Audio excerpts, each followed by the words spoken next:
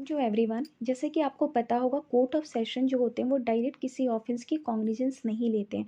But इसके कुछ exception होते हैं और आपको इससे पता चल जाएगा कि कमिटल ऑफ द प्रोसीडिंग भी क्या होता है।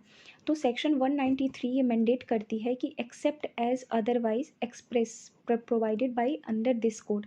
अगर ऑलरेडी एक्सप्रेसिवली प्रोवाइड किया गया है इस कोड में के अंडर, तब या और by any other law for time being in force, ये सेक्शन 193 का ये प्रोविज़न है। तो बताती हूँ कि इन सारे, या तो कोर्ट में एक्सप्रेस बता दिया गया हो या किसी लॉ में बता दिया गया हो, तो ही कोर्ट ऑफ सेशन किसी ऑफेंस का डायरेक्ट कॉग्निजेंस ले सकती है, नहीं तो नहीं लेती है।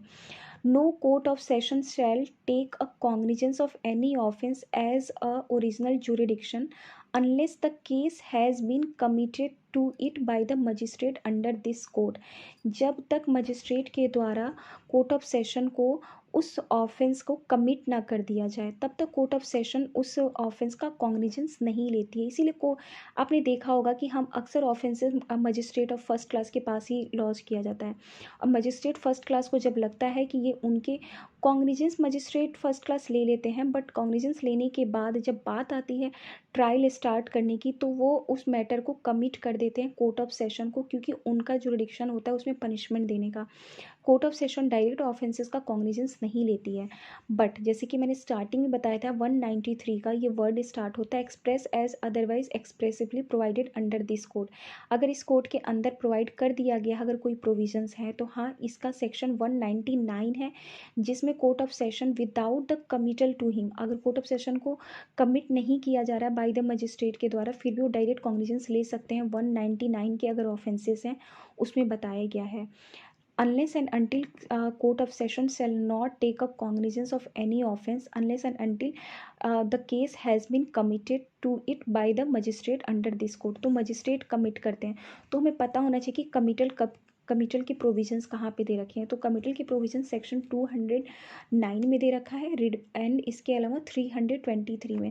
जब मजिस्ट्रेट को लगता है कि ये ऑफेंस जो है वो कोर्ट ऑफ सेशन के द्वारा ही ट्रायल किया जाना है, तो मजिस्ट्रेट क्या करते हैं, कोर्ट ऑफ सेशन को कमिट कर देते हैं उस केस को। तो ये आप जब शेड्यूल पढ़िएगा ना तो आपको पता चलेगा कि कौन से ऑफेंस का डायरेक्ट कॉग्निजेंस मजिस्ट्रेट लेते हैं, कोर्ट ऑफ सेशन लेते हैं। ये शेड्यूल में पता चलेगा। ये बहुत इंपॉर्टेंट होता है जाना, बहुत कंफ्यूज हो जाते हैं बच्चे कमिटल प्रोसीडिंग को लेकर। तो कमिटल प्रोसीडिंग का सेक्शन 209 में दे रखा है एंड 323 में दे रखा है।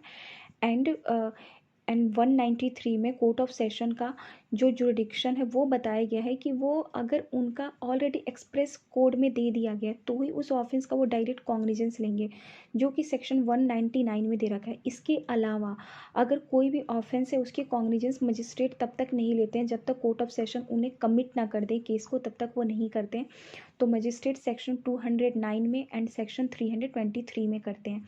एक और चीज़ मैं आपको बता दूं कि कोर्ट ऑफ सेशन को कमिटल किया जाता है but submission chief judicial magistrate को किया जाता है according to section 325 of the CRPC। तो कभी भी सेक्शन 323 एंड 325 में कंफ्यूज मत होइएगा। Section 325 submission to the chief judicial magistrate की बात करता है। जब जुडिशियल मजिस्ट्रेट सेकेंड क्लास को ऐसा लगता है कि कोई ऑफेंस है जो कि मोर देन 1 ईयर का है, देन उस मैटर को वो सबमिट कर देते हैं चीफ जुडिशियल मजिस्ट्रेट को। और जुडिशियल मजिस्ट्रेट उस केस में क्या करते हैं, बॉन्ड एग्जीक्यूट करवा लेते हैं अंडर सेक्शन 106 में, देन सबमिट करते हैं चीफ जुडिशियल मजिस्ट्रेट को। आपको समझ में आ गया होगा कि कमिटल प्रोसीडिंग अलग होती है और सबमिशन अलग होती है। सबमिशन हमेशा चीफ जुडिशियल मजिस्ट्रेट को किया जाता है by the magistrate first class and second class के द्वारा चीफ जुडिशियल मजिस्ट्रेट को किया जाता है। But committal court of session को किया जाता है बाय द मजिस्ट्रेट। और कोर्ट ऑफ सेशन डायरेक्ट किसी भी ऑफेंस का कॉग्निजेंस नहीं लेते हैं unless and until committed to him. और कमिटेड टू हिम का प्रोविज़न दे रखा है section 209 read with section 323। But कुछ और एक्सेप्शन है जिसमें court of session direct cognizance लेते हैं, वो सेक्शन 199 ऑफ द CRPC में दिए हुए हैं। तो आप एक बारी 199 पढ़ लीजिएगा। अगर मुझे लगेगा और अगर आपको लगता है कि आपको 199 सीआरपीसी का प्रोविज़न नहीं समझ में आया, तो आप मुझे बताइएगा, मैं फ़र्दर वीडियो में उसे एक्सप्लेन कर दूँगी। बट ये चीज़ें बिल्कुल अच्छे से रखिएगा अपने माइंड में, क्योंकि इससे इतने क्वेश्चन बनते हैं ना और इतने हम कन्फ्यूज़ हो जाते हैं। इसीलिए मैं कुछ-कुछ ना जो प्री में जो क्वेश्चंस आए हुए हैं, जब मैं उसे माइन्यूटली ऑब्ज़र्व करती हूँ, जिससे लगता है कि हम कन्फ्यूज़ होंगे, उनको मैं ये ना आपको वीडियो के थ्रू बताने का ट्राई कर रही हूँ। आप ना एक बारी उनका लिस्ट रखिएगा अपने साथ। जैसे मैंने आपको इसमें बता दिया, सेक्शन 193 को आप देखिएगा, तो उसके साथ-साथ 323, 209 एंड 199 ऑफ द सीआरपीसी के प्रोविजंस को पढ़िएगा। एंड आप submission and committed of the proceeding को आप ध्यान में रख लीजिएगा कि कहाँ दे रखा है, क्या दे रखा है। फिर कोर्ट ऑफ सेशन का डायरेक्ट जुरिडिक्शन आपको याद हो जाएगा। आई होप इस वीडियो के थ्रू आपको मैंने जो भी पॉइंट समझाने का ट्राई किया आपको समझ में आया हो। Thank you so much.